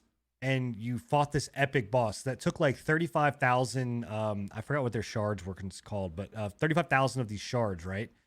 And guess what? You got nothing. You got nothing. Like literally, you got nothing. Like out of the drop. Like not because it was a bug. There was nothing, no loot. So that in itself really, really hurt it, right? So then go take a look at Last Epoch. That game, from customization, like you pick your classes, so you have like 5 or 6 actual classes you pick from, and then from there you branch off into 2 other categories of character styles. What's cool about it is they don't lock you into it. So if I go and I'm going to say, hey, I want to run as a Beastmaster, right? Or I want to run as a Primalist, right?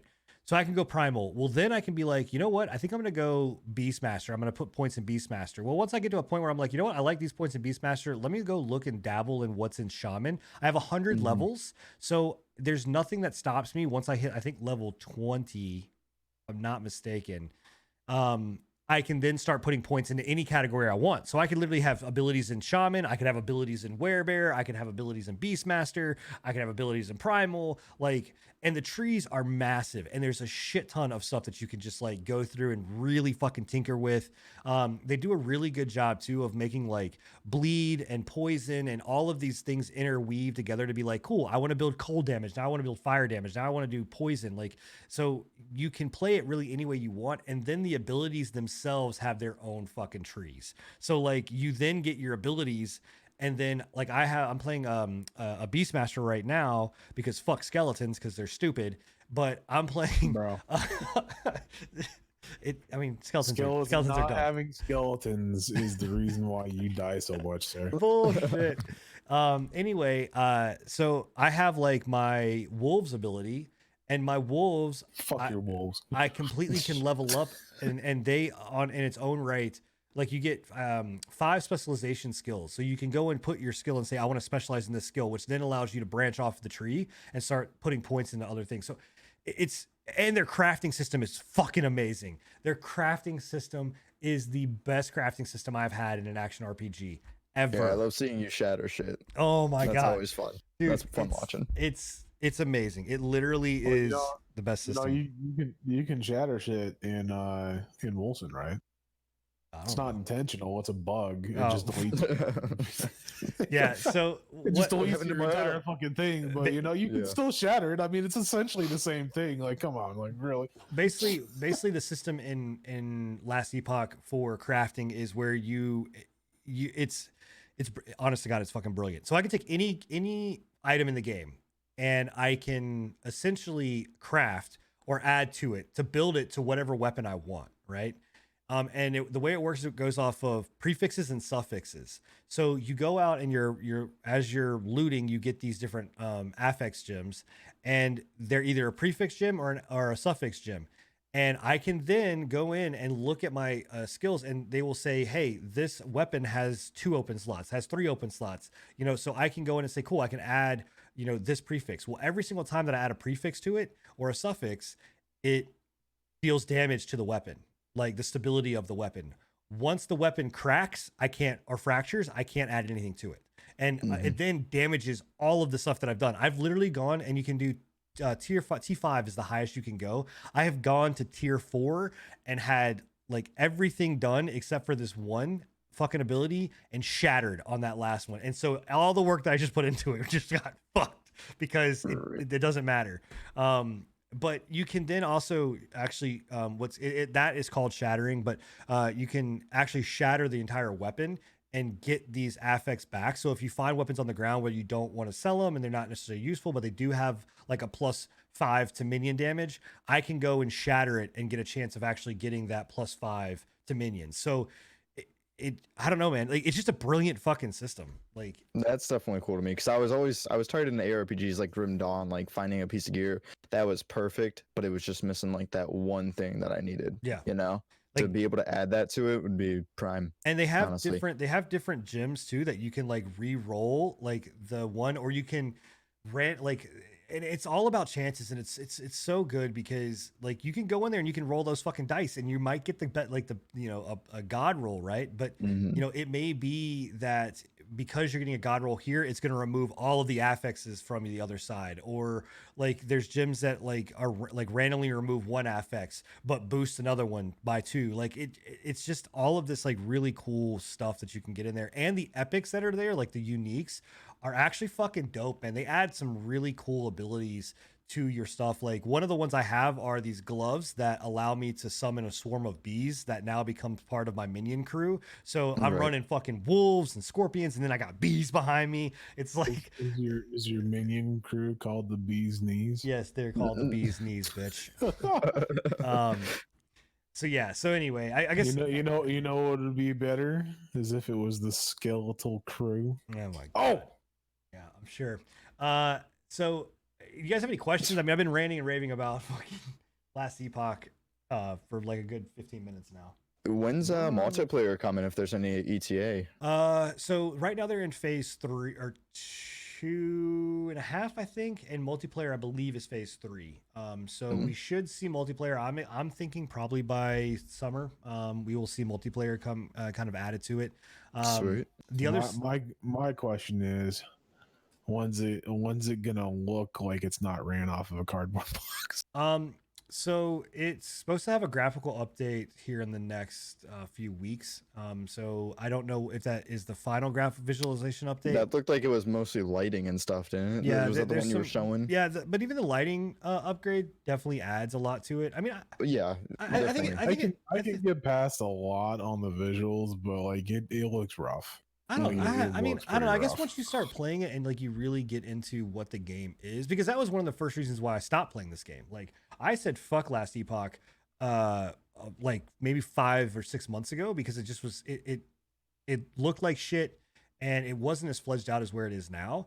Yeah. At first glance, I didn't think Grim Dawn looked all that nice either. And I mean, it's not the prettiest game, but it definitely has some nice looking, levels and design and stuff. And I was looking at Last Epoch, like that one space kind of like interdimensional world you were in was actually looking sweet. Yeah, well, I mean, with the floating rocks and everything. and once you get, like I said, to me, I look at it and go, this looks like fucking Path of Exile. Like, I mean, original Path of Exile looked like dick.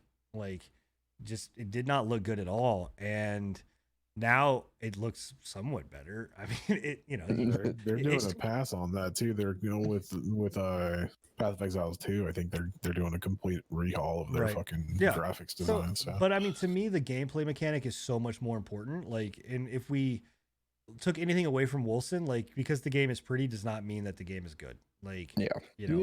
Exactly. Yeah. And I it's just the problem that I have with Last Epoch is the same problem I've had with it's fucking expensive, man. Like it's $35 to jump in right now. And what I will say is that the online mechanic of the game is basically just a chat system, but it still feels more alive than what Wolcen did. Like because you're seeing everybody chat, like, and talk in chat and discussing like, viable things and builds, and it's actually a pretty welcoming community. Where if you are a Path of Exile player, that community is toxic as shit. Like it's just a fucking, it's like League, man. It's a wasteland of like toxicity. Like I don't know what it is about gamers. We're all like, yeah, fucking community, and then when we get a community, we're like, fuck you guys, get out of my community. Like, I don't know, but you gotta assert dominance, bro. Yeah, make the game your bitch. Yeah, but it's I would recommend taking a look at it. A lot of people I know are waiting for the multiplayer aspect to come out because they want to play with their friends, and I get it. And as someone that is a multiplayer person, I definitely understand it. But it isn't a good spot right now. If you spent $35 to $40 on Wolcen, you should spend $35 on this and get a better game. Try to refund Wolcen. I'm still fighting that. So, speaking of refunds, I kind of want to push into this before we push into what is it? Fucking Curse of the Dead Gods. Kind of want to talk about this before we start talking about that because it's going to be a quick one. Have you guys heard about the new GOG refund policy that popped up a week or two ago? I haven't heard anything about GOG in a long time, actually. No, bro, it's legit. Like Steam's is okay, right? Steam's is like 14 days, 2 hours, right? 2 hours is what gets me. That's your biggest one. Well, if 2 hours is what gets you, you're gonna love GOG. GOG is 30 days, no matter how long you played it. What? Wow. No matter how long you played it, how did they get 30 by days? With that? That's what I was gonna do. So within 30 days, no matter how long you played it, doesn't matter if you feel that there was something about the game. If you could have put like 50 hours on it, and you can within 30 days, you can take it back and be like, I don't like this game. There was something wrong with it. They said that they're rolling now. This is what kind of gets me. because it shows that they're a Norwegian based studio. They're running off the trust system. Oh my god. They're running off the trust system. They're gonna go broke. So basically, what they've said is they had a couple of Q&A or frequently asked questions as to this, and one of them was exactly what we're talking about, right? Is like what are you gonna do if somebody's abusing that? Not they're if. like, It shouldn't be an if, it's when. yeah, we know that. Yeah, we know that, of Mhm. course. But they're like, what are you gonna do, when that happens? And they're like, well, the biggest thing that we're doing is obviously it's gonna be ran off a pseudo trust system where it's like, if you're doing this too many times, we're obviously going to put a kibosh on this. So Yeah. if you're the kind of dude that's going out there buying games, and within a month you've got like 6 refunds on your account, they're probably gonna be putting a kibosh on you. You'll probably be banned from being able to return games, if not a short ban on your account. Do they have a But, solid list of like games compared to like Steam and stuff, like some bigger GOG? titles? And Their isn't GOG launchers by CD Project Red? Yeah, it's GOG's by CD Projekt Red. GOG, they've got a pretty decent Like Epic. catalog. I mean, I think it's like it's not I think it's like Epic. yeah. Gotcha.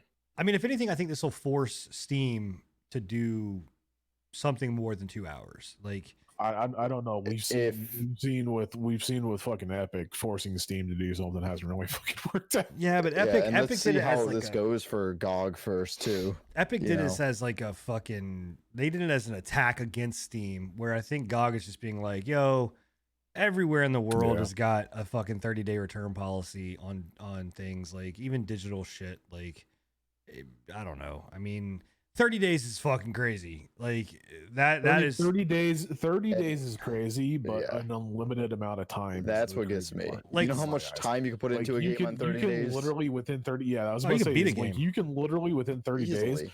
beat the entire game and completely be okay. I didn't like that. Yeah. The fucking ending sucked. Yeah. Peace. Give me my money Right. back. Yeah. The thing that cracked me up was the fact that after they announced that, some of the developers that are on their platform were kind of pissed off at them. They're like, I mean, I would be "Whoa, too. whoa, what's going on with this?" I would be too. I don't think that's, like we're sitting here, we're bitching about Steam, and I think that the 14 days I think is a good time frame. I think that's perfect.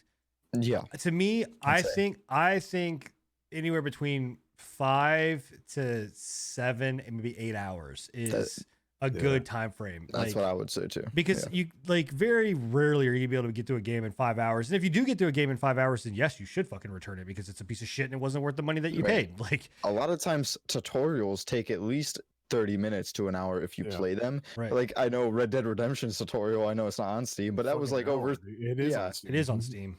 it is on Steam now. Yeah. Yeah, Red Dead Yeah. Redemption's been on Steam since it released. Yeah, Yeah, the tutorial in that game's like an hour to 2 It's an hours. hour, isn't it? yeah, an hour and a half almost. Yeah, Right. pretty Yeah.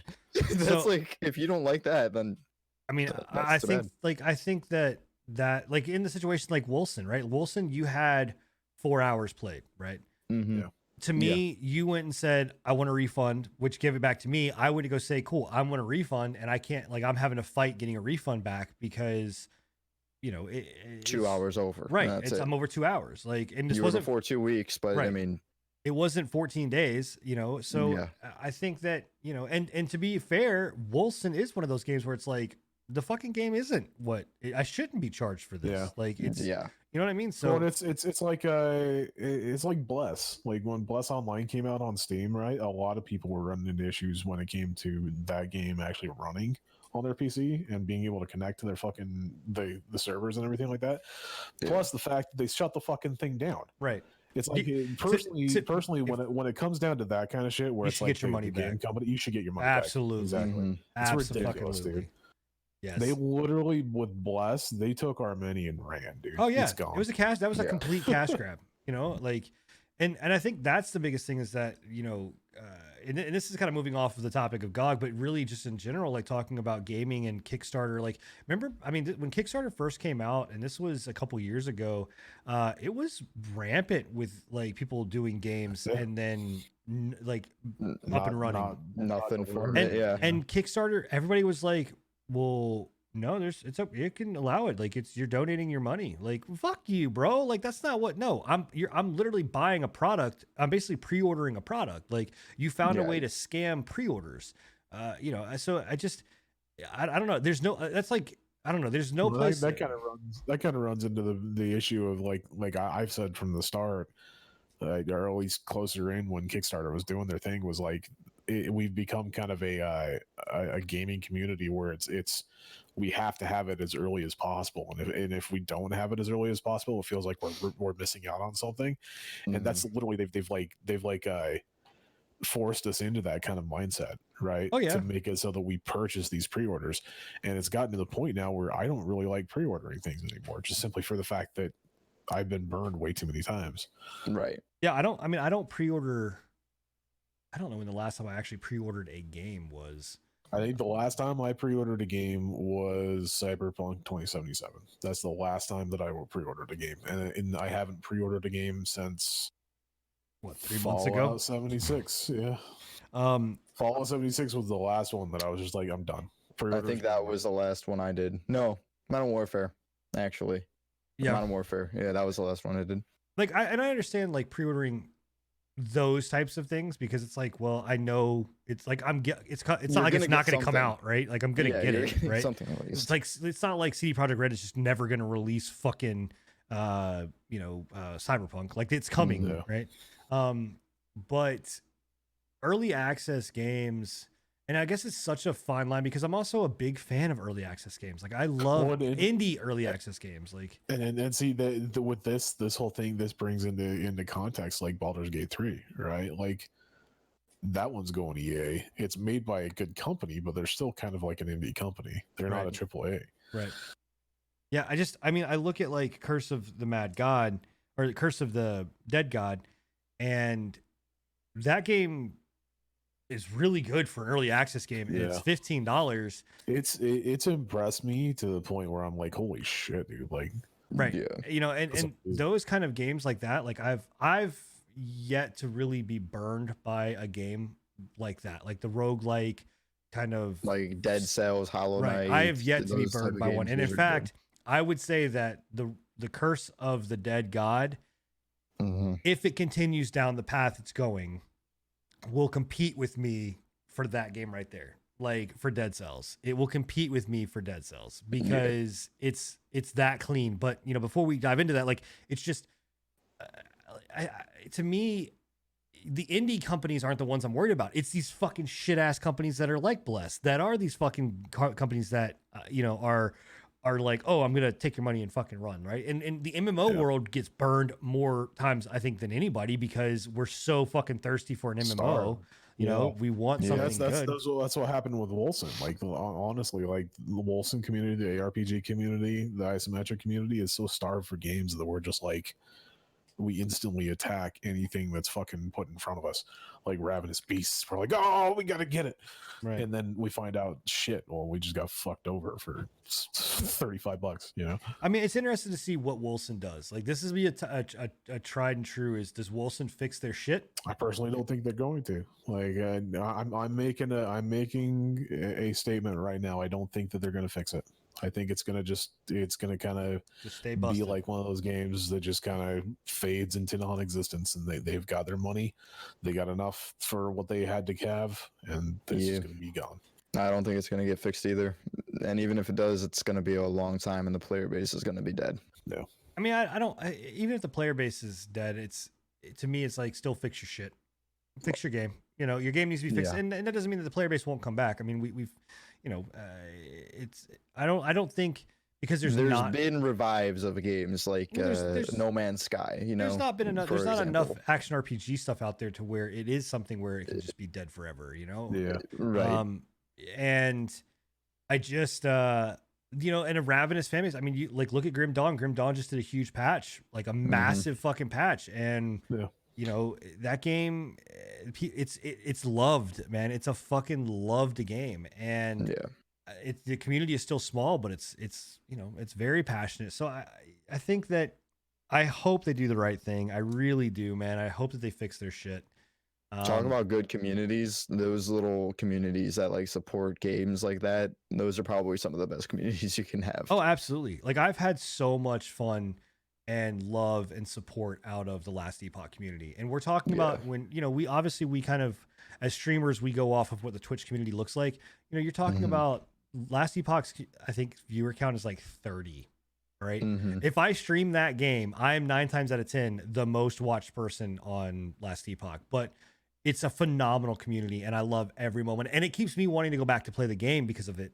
Like and things like that. But it just man, I hope they fix it. And I think that to go all the way back and tie all this stuff back into GOG, there should be precautions that if shit like that happens and they don't support the game and they stop patching it within a certain amount of time or whatever else, that as consumers we should get our money back. Like that is a fucking bullshit, 100% way to do things.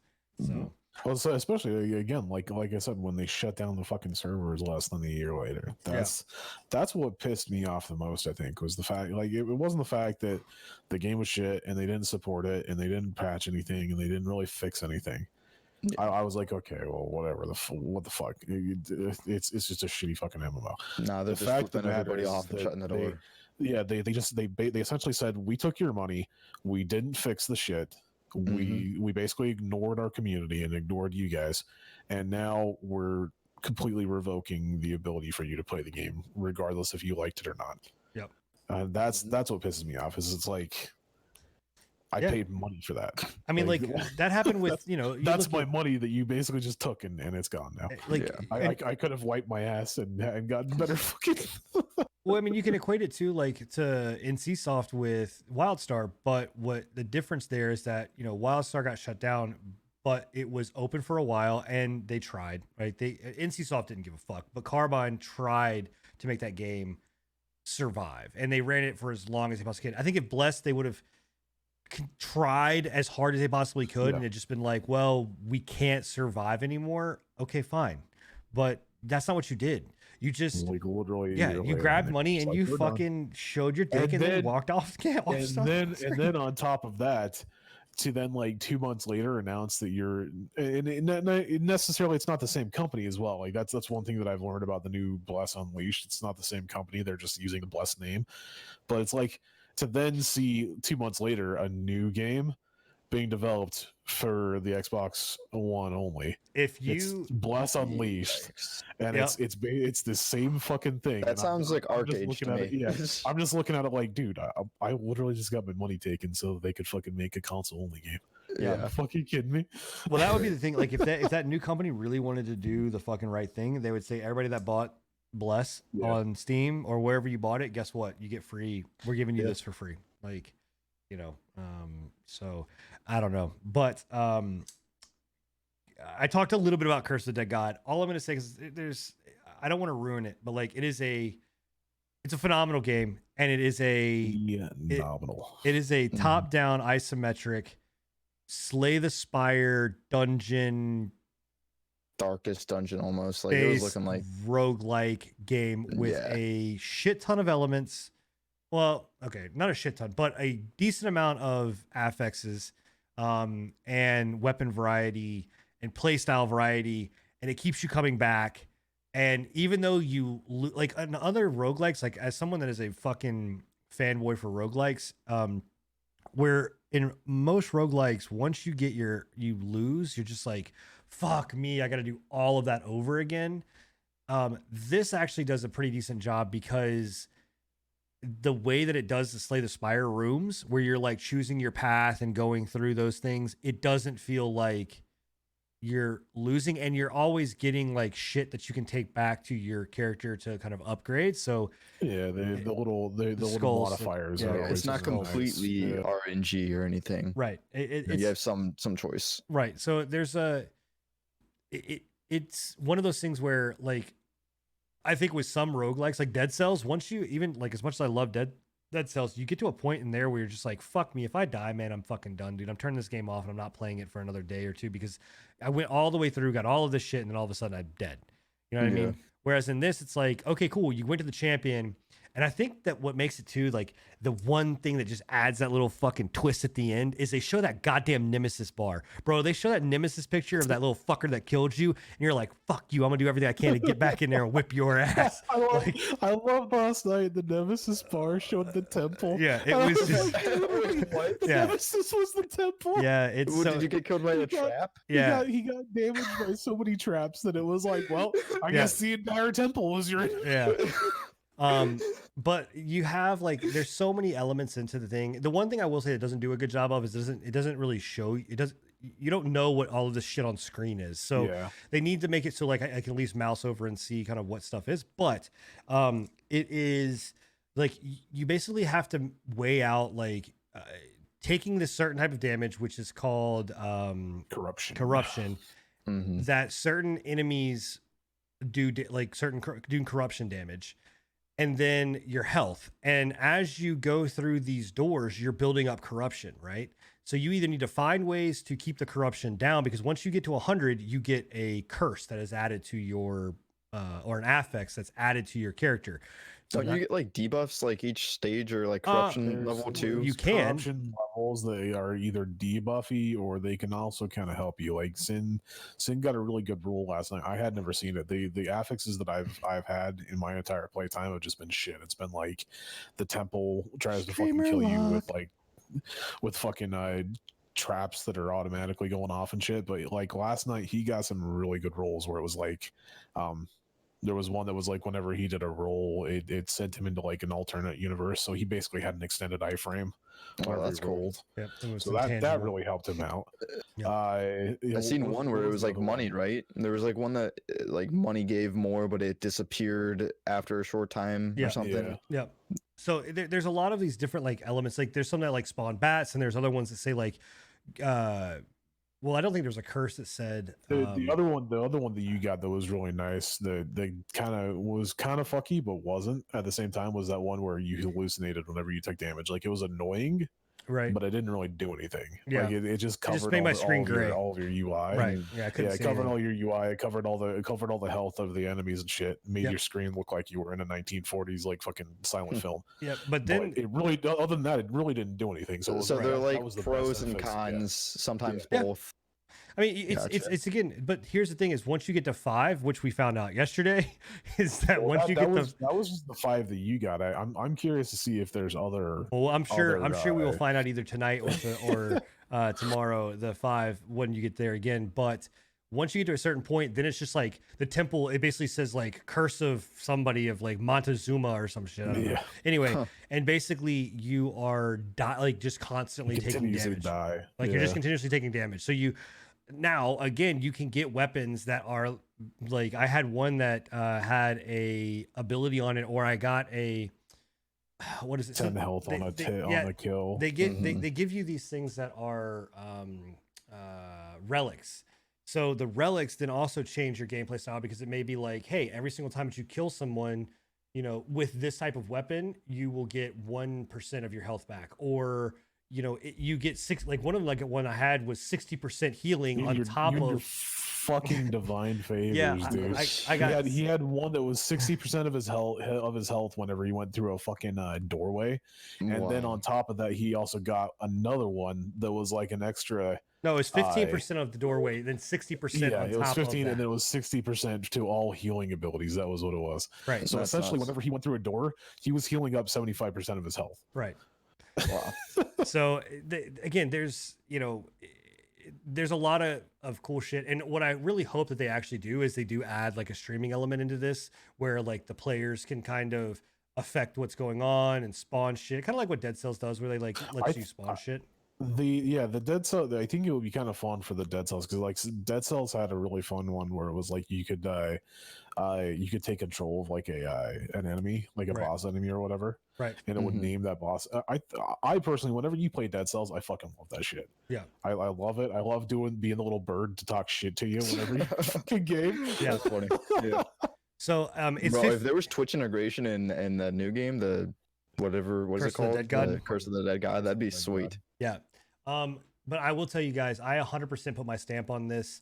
So you do know, I, man. as Like, yeah, as a, I think you and I in the podcast, you and I are kind of the. I mean, Bill plays them quite a bit too. So I think you and I basically are the roguelike kind of Yeah, action combat players. I mean, for someone But that literally for has sure. this shit on my fucking wall, Yeah. like this Mhm. shows you how dedicated I am to these roguelike games. I'm telling you right now, $15 is not enough. I would spend Dude, fucking it's 20, 25 such a easy good deal. on this game. So go out, pick it up right now, support this. This is one of those ones that you should support. Is this a and, dev we've seen before, or is this someone new? I I don't think think it's a I've brand new ever seen dev. Yeah, I him. don't. I'd have to go and Um, look and see, but I think it's a brand new dev. But Curse of the Um, gods. they, there's so many of these gyms that are out there that get overlooked. And thank you again to Saint They're Sevens. published. To Saint Sevens to just showing me this and actually showing it, coming out and, or in early access at least. But I mean, there's so many of these games that I'm telling you guys, spend some time actually deep diving into Steam, because like Gloomhaven is another fucking phenomenal game that we don't play enough. And you're muted, by the way. That we don't play enough. Sorry. And we're waiting for the multiplayer launch, but like me, and I know this crew right here is going to go heavy into Gloomhaven when it comes, the multiplayer stuff comes out. You've got games like Undermine. There's so many like Darkest Dungeon. I mean, all of these games that are these indie games, go and check them out because they're phenomenal little gems that even if you only get like 5 to 10 hours out of, they're fucking great. They're worth every penny. So, do we want to talk about that guy that got banned for shooting a We gun? could just don't be intoxicated and bring a gun on stream. Yeah, don't. You guys hear me? I can't now. Okay, yeah, for some reason, fucking Discord muted me. Oh, well, anyway, to wrap up the show, kind of with this, we normally talk about, we talk about gaming, but then we talk about other topics as well, whether it be Twitch or streaming, Twitch, just, real life, whatever. real life shit. So, Yeah. just recently, like 4 hours ago, 5 hours ago, It's such a dipshit, man. It was Right. like 6 hours ago. yeah, somebody basically was on stream. He was intoxicated and he fired off his pistol inside of his house and got banned on Twitch for it. Do we know what the ban was for? Or I guess the suspension. They didn't ban him. I think they just suspended It's a suspension for probably putting his own life in danger, more than likely. Yeah, I So, would say. do we? All right. It's and I don't want to jump down this. Well, huge it ass was the rabbit way he hole. was acting too. I don't know if you watched it, but he was like, "Don't tell me I don't got money. I don't got money. Look at this. I Yeah, got he money." was- He's like he was showing off, fucking like, around. yeah. Okay. he was So it fucking wasn't just around like he with had his his gun acting out. stupid. Yeah, no, yeah. it wasn't like he was moving the gun to get it out of fucking frame and then it lit off. No, he literally pulled it out Mhm. of the fucking holster, uncocked it to get the fucking current bullet out of it, and then fucking cocked it back forward and then fired. And he was like, "I cleared the fucking chamber." It's like, yeah. And then he had another fucking bullet right underneath. You fucking Oh, run. so he Yeah. didn't empty the mag and then clear the chamber. He cleared Yeah, the chamber no, he with cleared another the chamber with a yeah. mag another in. bullet with With the mag in, Oh yes, my god. yes. You're a fucking idiot. Okay. Yeah, Well, then he was intoxicated. Like he obviously he was drinking on stream. Yeah, It the was cool a light's dumb- right in the screen. Like, Yeah. I don't And, know. and we were talking about it, and I was like, it kind of seems like a fucking publicity stunt as well, though. On the other hand, like, because he literally shot a G Fuel yeah, canister, and I'm Yeah. like, man, that G Fuel canister is right in frame for when he shoots it. Like, that's a little. supposedly he also shot a $900 monitor as well. Yeah, that wouldn't surprise me. Yeah, there was something over there that went fucking And- crash. I don't know too much. I guess he lives in the state of Colorado, but some people were saying this guy could potentially face a lot of charges. Hey, you can. I mean, 'cause you can Colorado, face charges. Well, just so as someone that owns several firearms myself, and actually just went through like CWP training and Mhm. bought 2 brand new pistols. I will not show on stream, but discharging a firearm even Inside the city outside, limits, inside yeah. city limits is a fucking huge issue. It's a felony, isn't it? I'm Well, pretty sure it's a depending felony. on the state you're in, it could either be a felony charge, but it's still a criminal charge. Yeah, the fact that he was intoxicated too, he was streaming, so he was like influencing to people, and then he was just totally just fucking around with his attitude and everything. It just does not look good for Well, him. the issue there is, I think, is again, it goes into so many different things, and there's so many subtle nuances. But like, depending on the distance between your house and the other house, if he's in an apartment, like if he's in an apartment complex and he does that, he's fucked. Like completely, or a townhome, he's completely fucked. He will go to jail. He will spend time in jail for a good amount of time because you're endangering people around you, and you're also he will never be able to purchase another firearm legally, at least within most states. I don't know Colorado, but I know like in majority, like in South Carolina, one of my neighbors got intoxicated, went out in his backyard, and I mean, it was at our old house, Scruffy. You've been there. They're not that far apart. Went off in his backyard and shot off suburbs. Shot off 3 AR rounds up into the up into the sky or whatever else. And it like he is no longer allowed to own a firearm, period. And I mean, a whole bunch of shit, but it's no joke. So like, one just firing a gun off in a house, like you don't know, like if I fired a shotgun with a slug, or if I fired oh my god, can I not think of the damn round? But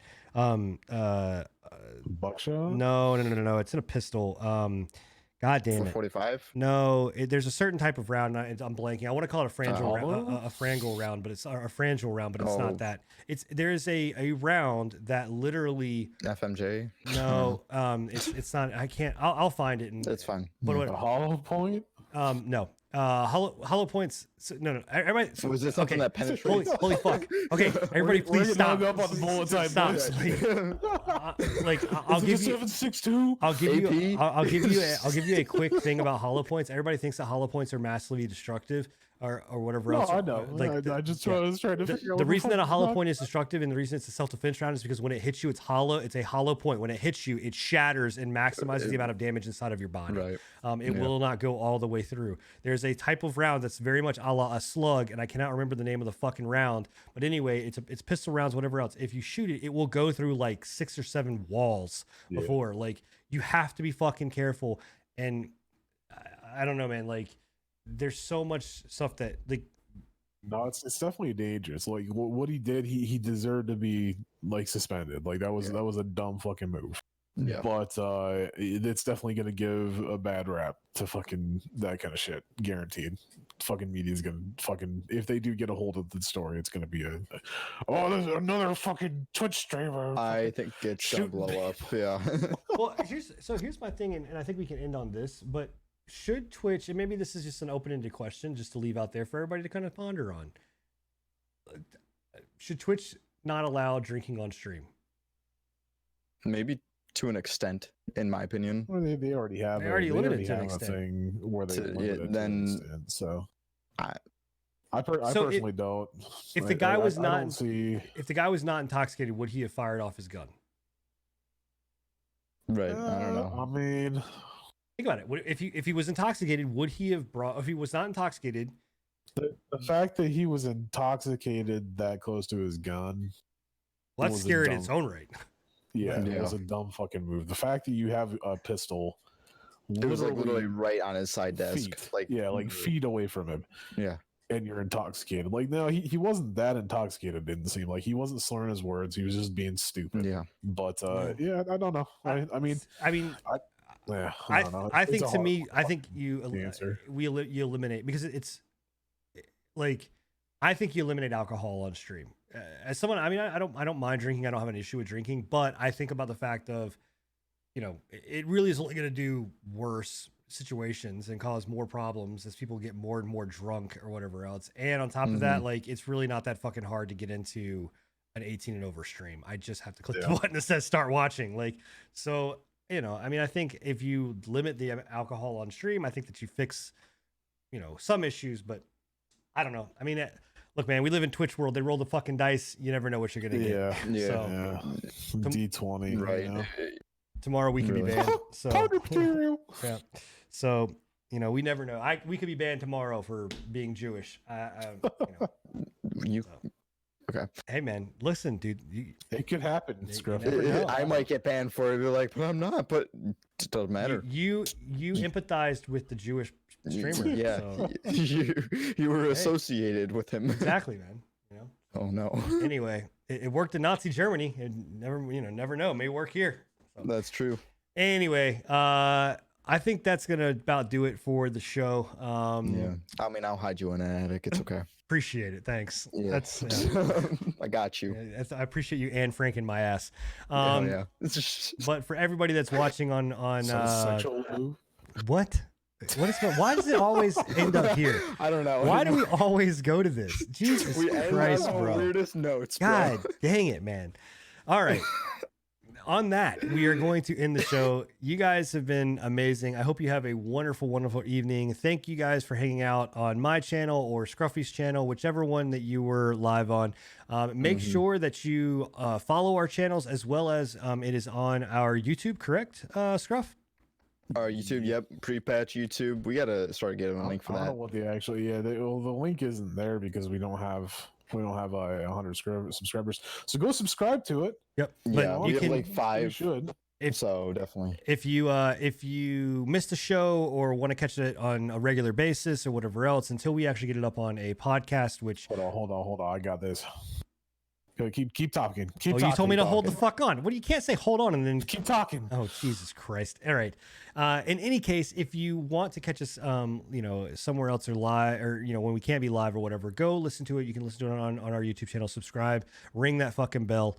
And then also too, we're going to be uploading this to a podcast site, whether it be Podbean, whether it be SoundCloud. I don't know where yet. I'm going to kind of work on figuring out where we can get this uploaded to.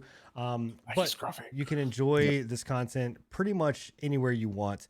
But again, you can always catch it live right here on my channel at twitch.tv/S1N3N or Scruffy's channel at twitch.tv/Agent Scruffy, all one word, or twitch.tv/Billy_the_squid. That's SKWID. You can catch us there live every 2 weeks on usually Thursdays, but make sure you follow us on Twitter Depends because on the week. it kind of depends on the week. Sometimes a Friday. Usually it'll be the end of the week. Yep. More towards. Yep. But you get us starting at 10 o'clock. You get us for about 2 hours, and we get to penetrate your ears with our sensual voices. See, So- I told you, another sexual move, man. Yeah. It all circles back. It's all good in the Yeah. eyes of the Lord as long as Full it's circle, ear bro. sex. Ear sex is good in the eyes of the Lord. All right, Yep. guys, we're out of here. You guys have a wonderful, wonderful night, and we will catch Deuces. you next time. Bye. Deuces, boys.